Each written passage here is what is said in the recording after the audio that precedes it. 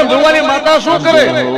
અરે જીવન ભુવાની માતાની મસ્કરી એક નાયકનો દીકરો આવ્યો તો મોતીરામ નાયક ને મોતીરામ નાયકે મસ્કરી કરી માંડવામાં.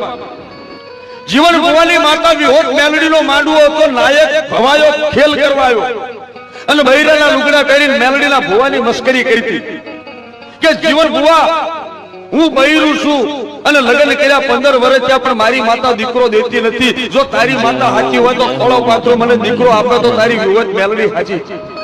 તેથી જીવન ભુવાના કાંઠે મેલડી શરૂ થઈ હતી અને એને ઝાડનો દાણો હાથમાં લીધો તો કે ભાઈ તું ભાઈ નથી પણ મોતીઓ નાયક આદમી થઈને મારી મસ્કરી કરવા આવ્યો છો?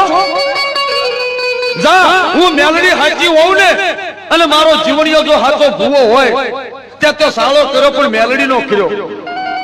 હવે તને તારો દીકરો જોઈ છે ને, તું બૈના લુગડા પહેરીને આવ્યો છો તો જગતના શોખની માલિકો બાયુ ને તો દીકરા થાય પણ આ મારો ઝાડનો દાણો તારા ખોળામાં નાખું અને તારા પેટે જો 9 મહિને આદમીના પેટે દીકરો આપું ને તો માન્ય જીવણીયાની મેલડી આવ્યો.